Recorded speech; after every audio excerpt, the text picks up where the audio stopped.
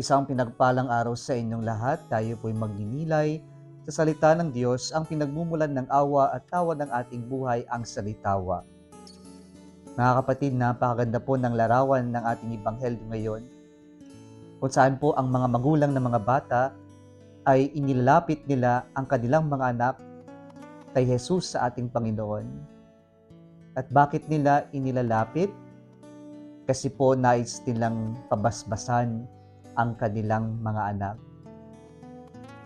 Ang tanda pong ito ay pagpapaalala at pagkilala na si Jesus ay Diyos, na kay Jesus dumadaloy ang pagpapala, na kay Jesus sila po ay nakakatanggap ng biyaya at grasya.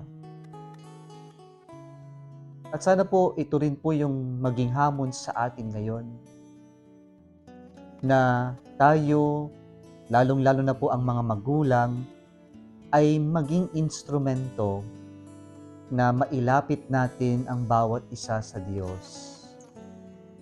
Sa ating Ebanghelyo ngayon, narinig din po natin na ang mga disipulo ay hinadlangan nila ang paglapit ng mga bata. Bakit po? Sapagkat sa pananaw nila, ang mga bata ay maiingay. Ang mga bata ay walang business sa usapin o sa gawain ng Panginoon o kaya naman sa kanilang mga alagad. Kaya po ang kanilang ginawa na lamang ay ang hadlangan ang paglapit ng mga bata kay Jesus.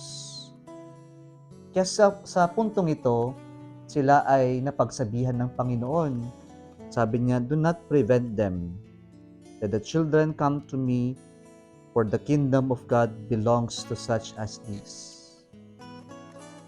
Pinapaalala sa atin ng Panginoon na sa ating misyon na dalhin ng bawat isa palapit sa Diyos, meron pong preferential option, at ito po yung mga sinasalamin ng mga bata, ang mga mahihirap, ang mga mahihina, ang mga walang boses at kapangyarihan na ipagtanggol, ipaglaban ng kanilang sarili. Sila nawa ang dapat nating unahin na ilapit sa Diyos. At mas maganda pa siguro nang dahil sa atin o tayo mismo ay maging instrumento na maramdaman nila ng Diyos ay malapit sa kanila nang dahil sa kabutihan natin sa kanila. Nawa mga kapatid, maging instrumento tayo na ilapit ang Diyos sa ating kapwa at yung din instrumento na ilapit natin ang ibang tao sa Diyos. Kung nagustuhan mo ang video na ito, huwag kalimutang mag-like, i-share at mag-subscribe sa Salitawa Facebook page at YouTube channel. Muli isang pinagpalang araw sa inyong lahat.